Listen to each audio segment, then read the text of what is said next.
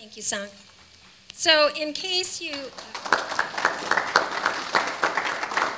We think it's important for the community to understand the funding source and how dependent we are on what happens in Sacramento, because we have to react and respond to that. And it's often described as a roller coaster ride. In a good year, we have more money for programs, and then it dips down and the money for those programs is gone, but we have the people there, and so then we go through this traumatic experience of having to make reductions or make cuts. So it's not about the management of the funds in terms of when you hear this in the public or what you might read in the newspaper. It's really a function of what's happening in the economy in the state of California, upon which we're completely, as you saw, pretty much completely dependent upon. So in terms of San Leandro, for those of you who don't know, we have approximately 8,900 students that we serve. We have 8 elementary schools, and they range in size from 350 to 820. Wilson is our largest elementary school. Both of our middle schools have around 950 students. That can fluctuate, give or take 50 students. Right now, they're both at about 950. We have a comprehensive high school, which is now 2 campuses, the 10th through 12th grade campus, which has about 1,800 students, and then the new Fred T. Korematsu campus, which currently houses approximately 720 students. So a huge, huge accomplishment for our city, for our community, when we passed Measure B, which allowed us to address overcrowding on the main campus and build this phenomenal structure and building for our ninth graders. And we'll talk a little bit more about that in a minute. We also have a continuation school which houses an independent study program, and that school serves approximately 200 students. And then we have an amazing, we have not cut this program. We've taken every penny that they've had, that they've been saving, but in terms of our adult school program, we serve preschool through our senior citizens. We have a mission statement that currently exists that's founded on some very, very important beliefs to our community. And actually, a number of you in this room were part of the committee that actually wrote the mission statement and wrote the beliefs. And I just want to go down to the very bottom of the mission statement and say that one thing in my time in my work in San Leandro that I know to be true is we value our traditions. Our community is very, very rich in its heritage and its traditions, and we also welcome change. So today, and from this day forward, it's really about talking about change. How do we change given the times, given the children that we're serving? How do we change in a way that works for all of us and provides our students with the highest education that we possibly can? What you may not know, these are some of the amazing students that we serve in the San Leandro Unified School District, and what you may not know about them are some of the following.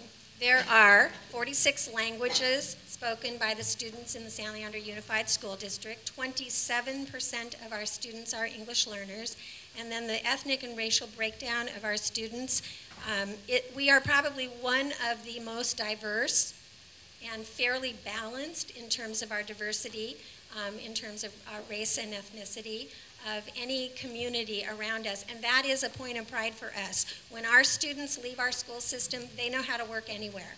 They really know how to work in and mix with people that are like them and people that may not be like them. And it's an amazing thing. One of the things I'm always asked so how are the schools doing? Can you tell me about the test scores? So I would never come to a presentation such as this one and not bring our test scores to you. I think it's important that the community understand how our students are doing in the state tests that are given to our students. I think it's also important for our community to understand who we're serving, so that you know some of the challenges that we're facing and some of the things that we might have to do differently, and I mean that in a good way, things that we might have to do differently in our school system than someone who has perhaps a less diverse population than we have here in San Leandro. So what I want you to know is test scores are what you read about in the newspaper. As your superintendent, I can tell you they matter to me. Test scores matter to me. And I also know they're one measure. So there are lots of ways that we measure how our students are doing, but on the standardized test that everyone compares, you know, the general public will make comparisons about how schools are doing based on this one measure. So I want our community to understand what I think is important is we have a ways to go. We are not yet at the target, but and the target on the K through 6 slide, this is K, so don't look at the red bar on the right because the high school is measured in a different way. But this is how our students are doing on the California State Standards test. And what you hear sometimes about California is our standards are more rigorous than most other states. And from my experience, I believe that to be a true statement from when I'm looking at other people's standards. What I think is important about this slide, and this is English Language Arts, grades 2 through 11, is you'll see from the orange, that's how we did in the prior year, and then the green is how we're doing currently. So in almost every case, we are improving. That's in English Language Arts. In math, it's a little bit of a different picture, but you can see in most grade levels, we are improving. Can you go back to that slide, Debbie, just for 1 second? One of the things I wanted to point out is sometimes people will look at general math, algebra, and geometry and go, what's going on there? What I need to tell you is we have taken, all of our students, for the most part, used to take the general math test. We have moved everybody over so that they're taking algebra and or geometry in 8th grade. When you make a big shift like that, your scores are not, sometimes they will dip, and that's normal. So we're just continuing now to work on meeting the needs of the students in these classes. So it's more rigorous, far more rigorous than it used to be. So that's, you know, people, when we look at geometry, go, whoa. But it's because a lot more students are now taking geometry in 8th grade. This is how we're doing in science. Go ahead, Debbie, thanks.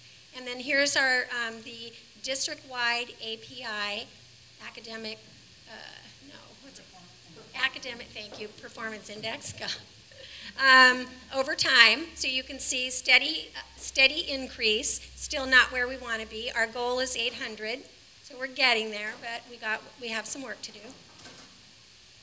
And then here, oftentimes people want to, the community wants to know, well, how are individual schools doing? So this is some of the growth that's been made by individual schools in the district. And obviously, we're all looking at, so what happened at McKinley, Jefferson, and Madison, and Wilson last year? What can we learn from them? And then we're taking a look on the other end, what's happening at the schools where we're not seeing the growth that we would expect, and what kinds of things do we need to do differently for those schools? These are conversations we have every day. Here's the trend over time. Again, increase, math a little bit of a dip, and partly because more rigorous students are taking more rigorous classes. Now, oftentimes I'm asked, so if you say that the test scores, your things are improving, which is great. If you're not where you want to be, what are you doing about it? So as your superintendent, I wanted to let you know some of the things that we are doing. I'm not going to highlight, what I'm actually going to do is ask Linda Granger to come and speak to small learning academies and also our regional occupation program. But before she speaks, I wanted to say a couple things about the second bullet, which is systematic intervention. So our Board of Education made some very bold decisions that were, and gave me a charge of implementing systematic intervention across all schools across the district. So we have reading academies and companion classes for the students that are not meeting our rigorous standards. And that has been implemented this year. We're already seeing, I'm already hearing from parents, I'm already hearing from teachers that we are seeing growth already. And this has just started since the school started in August. So Linda, you ready? Okay, I think in the spirit of truth in advertising, I have to tell you that I'm incredibly biased. I realize, doing the math, I've lived in San Leandro for 35 years, and I absolutely love this city, and I love San Leandro High School. So you have to know that when you hear me speak. And you need to understand some of the things that we do to really make the school work for all of our students. And There is benefits to being a huge high school and serve 2,600 students, and there's also challenges. So one of the things that we do to help all of our students be successful is we offer opportunities for students to participate in these small learning academies, which really create a school within a school environment at San Leandro High School, and these run grades 10 through 12. And the concept behind small learning academies is that you take an area of interest that is really career-based, and the students will take a course based on that career interest for 10th grade, 11th grade, and then 12th grade, and they will tie that to their academic content area. So they'll have the same English teacher for those 3 years, and the history teacher, and science or math, depending on the subject area. So it's really this marriage of what we would call traditional core content areas and practical skills. So we currently have 3 of those academies at San Leandro High School. We have the Business Academy, that has been around, I think, almost 20 years now, our Multimedia Academy, and our Social Justice Academy. So they all have very different career focuses. And I have to tell you, the Business Academy really is an example of an excellent partnership with San Leandro. When that first started, it was not the Business Academy. It was actually the Academy for Computer Operations and Distribution Systems. And that came about because a group of chamber members, at the time we had a bunch of distribution centers here in San Leandro over on the other side of town. And they wrote the grant to the state to get this started. So we're going to train people from San Leandro, these students, and they're going to come out of this academy and they will be qualified to go in jobs. Well, as time went on, guess what? Those jobs got automated out of existence. Those distribution centers weren't here, and we had to figure out what we were going to do with that academy.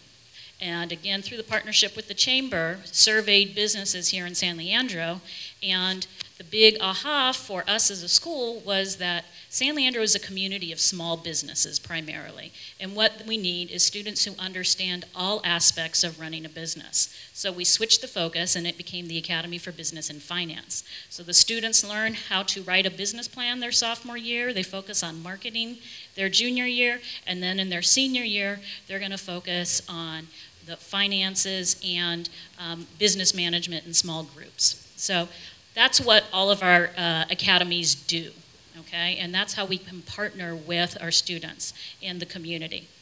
We also have a regional occupation program, which offers students many opportunities to sample subject areas and learn about different careers within that subject area. We do have one of the board policies is that every student in order to graduate has to take at least one class in this area. And not all school districts have that as a requirement for graduation, but we do. So our students have the opportunity to, through the ROP program, take graphics, web, digital design, computer programming, welding and metal fabrication, construction technology, automotive, medical careers. It's really focused on staying current with industry and where are the jobs and what do we need to provide for students so that they can be employable when they leave. And I have to tell you, for those of us who may have graduated from high school a few years back, you would call this our Voc Ed program. And the Voc Ed program of today is not the Voc Ed program that we knew when we were in high school.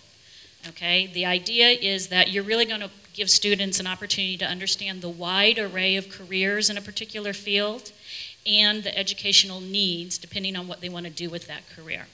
And these all also partner with industry as well. So for example, if a student is working in the medical occupations program, they're going to learn all the different types of jobs and get an understanding of what they need and the education required to where they want to go. So that provides an excellent opportunity for our students. And I have to tell you, we have invested with the passage of Measure B in our, what the state now calls career technical education programs here in San Leandro. Through matching funds, we are now taking the courses that are offered on San Leandro High's campus, and they will be renovated and they will become state-of-the-art facilities for our students who are taking these courses. So you're going to really be able to see the benefits for businesses of this effort.